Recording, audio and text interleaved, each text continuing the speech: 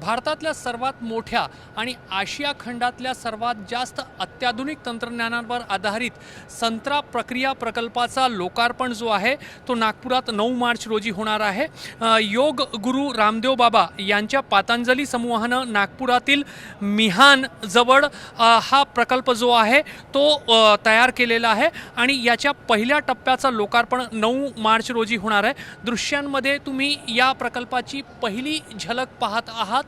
हा जो संपूर्ण प्रकल्प आहे असं म्हटलं जात आहे की याचे सर्व टप्पे जेव्हा सुरू होतील तेव्हा जवळपास 1.5 लाख टन वेगवेगळे फळं आणि भाजीपाल्यांचा या ठिकाणी वापर करून वेगवेगळे ज्यूस आणि इतर पदार्थ तयार केले जाऊ शकतील।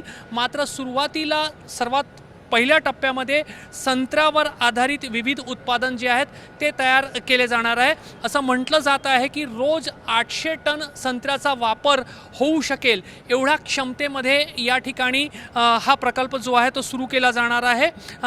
खरं पाहिलं तर संत्र्याचा जो उत्पादन आहे तो जवळपास 90 ते 100 दिवस वर्षात उपलब्ध राहतो। त्यामुळे जेव्हा संत्र्याचा सीझन असेल तेव्हा या ठिकाणी संत्र्यावर आधारित ज्यूस आणि जे काही इतर उत्पादन जे आहेत त्यांचा उत्पादन केला जाईल आणि त्याच्यानंतर मग संत्र्याशिवाय जे विदर्भात आणि महाराष्ट्रात उत्पादित होणारे फळं आहेत ज्याच्यामध्ये पेरू आहे, आवळा आहे, द्राक्ष आहेत, डाळिंब आहेत, यांच्यावर आधारित ज्यूस आणि इतर पदार्थांचं उत्पादनही या ठिकाणी केलं जाणार आहे।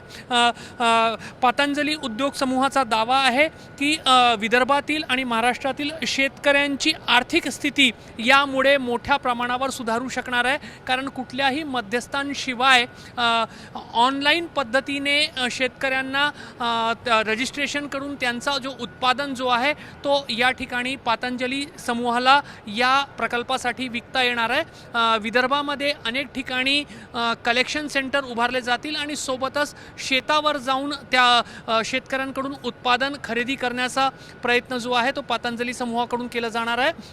असं म्हटलं जात आहे की जेव्हा पूर्ण क्षमतेने आणखी काही महिने लागतील, जेव्हा पूर्ण क्षमतेने हा प्रकल्प कार्यान्वित होईल तेव्हा या प्रकल्पामध्ये प्रत्यक्ष रोजगार जो आहे तो 5000 लोकांना राहील आणि सोबतच या संपूर्ण प्रकल्पासाठी कच्चा माल वेगवेगळ्या शेतांमधून ग्रामीण भागातून आणण्याची जी एक संपूर्ण चेन उभारली जाईल त्याच्यामध्ये 4 ते 5000 लोकांना रोजगार मिळणार आहे। त्यामुळे साधारणपणे 10,000 लोकांना रोजगार या ठिकाणी मिळू शकेल। पहिल्या टप्प्यामध्ये 500 कर्मचाऱ्यांसह हा जो प्रकल्प आहे तो 9 मार्च रोजी सुरू केला जाणार आहे। असा दावा केला जात आहे की जवळपास 1000 कोटी रुपयांची गुंतवणूक आतापर्यंत पतंजली समूहाने या प्रकल्पामध्ये केलेली आहे आणि टप्प्याटप्प्याने जसे जसे टप्पे वाढत जातील ही गुंतवणूक वाढत जाणार आहे। तर विदर्भामध्ये संत्रा उत्पादक शेतकरी मोठ्या प्रमाणावर आहे। बागायती पीक असताना सुद्धा विदर्भामध्ये मोठ्या प्रमाणावर शेतकरी आत्महत्या सुद्धा होतात। त्यामुळे हा जो संत्रा उत्पादनांवरचा संत्र्यावर प्रक्रिया करून वेगवेगळे उत्पादन तयार करण्याचा हा जो प्रकल्प नागपूरमध्ये मिहान प्रकल्पाच्या शेजारी होत आहे तो नक्कीच संत्रा उत्पादक शेतकऱ्यांसाठी आणि विदर्भातील इतर जे काही फळ उत्पादक आणि भाजीपाला उत्पादक शेतकरी आहेत त्यांच्यासाठी एक वरदान ठरू शकतो। फक्त गरज आहे की पुढेही याच पद्धतीने या प्रकल्पाचे सर्व टप्पे वेळोवेळी कार्यान्वित झाले पाहिजे। कारण आधीच जमीन घेतल्यापासून पहिला टप्पा सुरू होण्यामध्ये जवळपास 9 वर्षांचा कालावधी लोटलेला आहे। कॅमेरामॅन अतुल हिरडेसह रजत वशिष्ठ, एबीपी माझा, नागपूर। एबीपी माझा, उघडा डोळे बघा नीट।